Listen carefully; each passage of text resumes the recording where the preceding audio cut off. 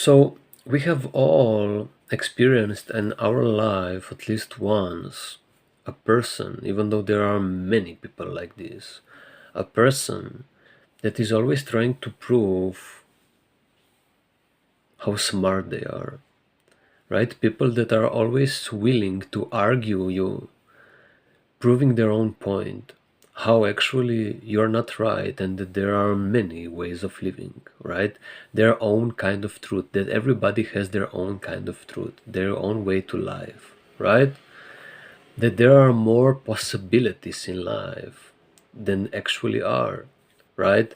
Those very mental, intellectual people that philosophize and theorize until they die, right? People that always remain uncertain, that never achieve clarity in life. This is why they philosophize for their whole life, right? And all of that word and mental gymnastics, constantly inventing and being open to thinking about new ideologies and inventing new ideologies, they're only being like that because they actually, aware of that or not, fear embodiment, right? Because once you have experienced embodiment, you have grounded yourself into the reality and have come to realize how life actually works, that there is an objective truth, that only once you have a bodily experiential proof of what you're talking about. So if your spirituality, if your philosophy is not proven, if it's not applicable to life, if your ideologies are not supporting, if your mind is not supporting our life, if it's not serving our life, if it's not attached to the body, if it's not grounded in the body, if it's not practical, if it's not applicable to all levels of life, also to the bodily, to the experiential, to our life, then it isn't worth much. To me, it doesn't mean shit, right? No matter how intelligent you can look like, if your ideology isn't proven in the reality, if it's not serving my reality, then it is not real to me, right? And people only attach themselves to these ideologies and this kind of way of being, in this very mental way, intellectual way of being, just because they fear embodiment. Because once you experience embodiment, not just neurological regulation, I'm not speaking about nervous system regulation, where you're processing some fear in your body, some stress in your body, not even fear fully, but constantly just regulating your nervous system with some kind of meditation or some kind of breath work or what kind of tips and tricks, therapies and methods just to process the stress so you can keep on going, right? Where you're constantly, because you're not ready, because you're fearful of facing life as it is, just trying to process the stress so you can move on, right? I'm not speaking about that. This is all distraction. I'm speaking about permanent embodiment, permanent resolution in the body. So you can only achieve that by no method, but only in the moment, surrendering to the moment. In the moment, surrendering to the body. In the moment, surrendering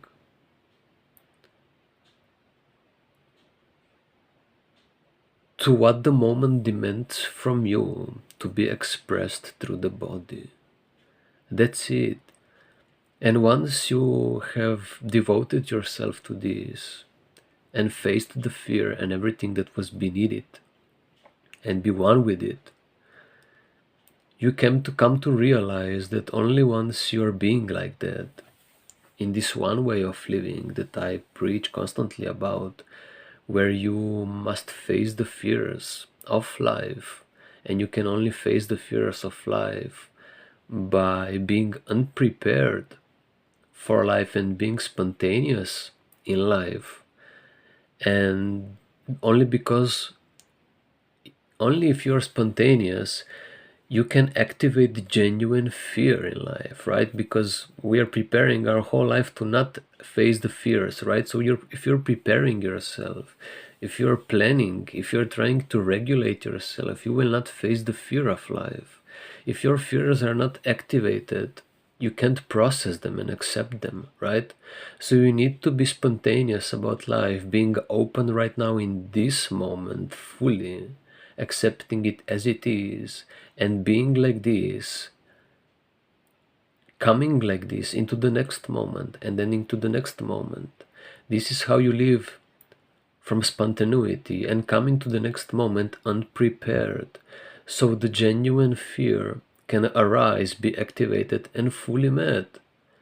Only fear, we come into the next moment spontaneous and prepared, genuine fear can be activated, so full fear, and only if full fear is activated, we can fully meet it, right?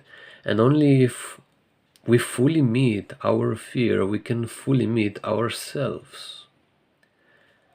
Because whole fear was lifted and felt, we can now reveal our whole self and finally meet it and prove to ourselves the resilience of life, that we can take life as it is, that we actually are unbreakable beings. You can kill the body, but you can't kill the soul. You can't even hurt the soul. It's impossible. You can hurt the body, but not the soul.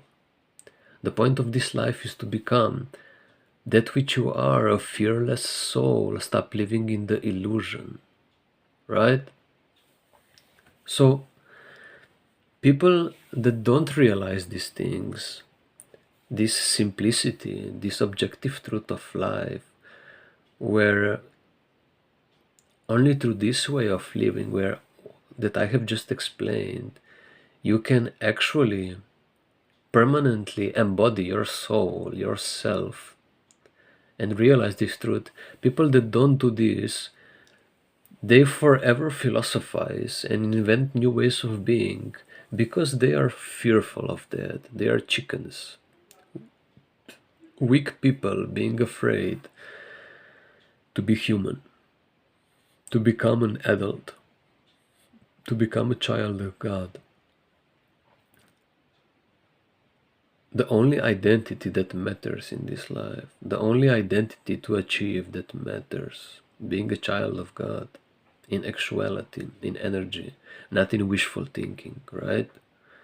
So this is what this life is about, achieving that, and there is only one way. And so people that are constantly willing to invent new ways of being, living,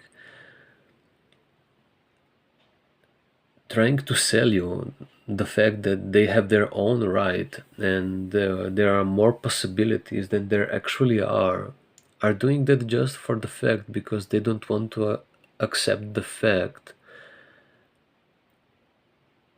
that they are afraid of being human. They want to somehow, by attaching to the mind, bypass the experience in the body. This is why they never ground themselves. And because they are not grounded, they never become clear. It is never clear to them who they are and how life works and if there is God or not, right? And through embodiment you prove to yourself God, because only through this one condition, unpreparedness in life, you can meet full fear, and only if you meet full fear you can meet your full self. Only in this way you can achieve liberation of life force and thus unity with God. So there is a condition you need to meet in order to meet God, and we didn't place this condition in place, but God did it, right? So you don't need to depend anymore just on belief, blind belief in God, which nothing is wrong with it. But I think God is calling us much closer, much more intimate with Him, to be, to not reside just in the mind, in the belief about Him, but in the body with Him, right? To be holistically one with it. So that's the point. That's the point.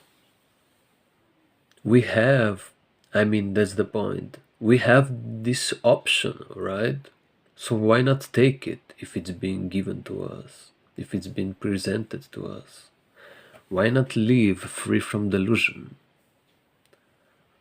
But in order to live free from delusion, you need to be in the body, face the fears of being seen in the body, in all versions of yourself, however the moment demands from you to be following upon that, on the life in you, right? That's it. Because then people will be speaking stuff like that, right? So in the video of universal morality, you should check it out, because it is very important to realize universal morality, because it's not a rule written in the mind, but is being guided by God, right? So in order to realize it, you need to embody God, life force, yourself, right? The soul that you are, the aliveness that you are. And so universal morality will bring us together, right? Will bring us together without us even trying to bring us together, because God will bring us together. So it is just about you becoming the vessel of God, and then God will use us to manifest in a totally divine order, heaven on earth, right? So it's not even about connecting with people, it's about connecting with yourself, it's about connecting with Source, God, Source, Force, God, Source, Force, Universe, however you want to call it, right?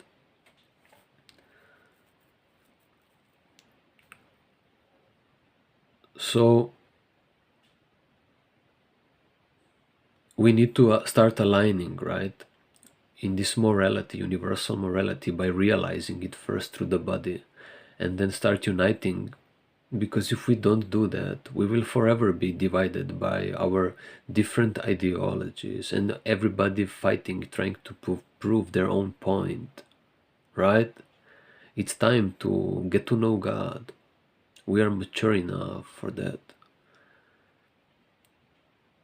So, because then people will be speaking stuff like that, right? People will be saying then,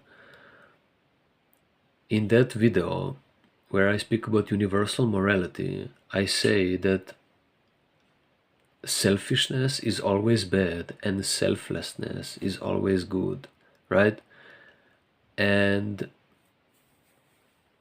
mental people will find a way to prove that there are more possibilities, because they're not embodied. They will say that selfishness can be also seen as good and selflessness can be also seen as bad, right? They will say, okay, we know that being selfish is bad, but selfishness can also be good, because if you're selfish and achieving your power, you can then help with that power others, right? So in that sense, selfishness can be good. And they will say that selflessness is good, but it can also be bad, right? Because if you are being selfless and forgetting about yourself, you're then hurting yourselves. So selflessness can be bad, right? So on the mental level, on intellectual level, this all sounds rational, right? And common sense. But in actuality, how it is in actuality, in the intention, in the energy that is that people are operating from, no matter what kind of words they use. When you are being selfish in energy, you're having a negative influence on the world. And when you're being selfless in energy, you are being a positive influence on the world, right? Because in actuality, people that are egoic, that are selfish, are always bad. There is no way they can be good, because selfishness means I'm resistant to God. I'm not facing life as it is. I'm not facing the fears of life. So I'm remaining divided, separated, in division within. And people always project onto the society how they are, right?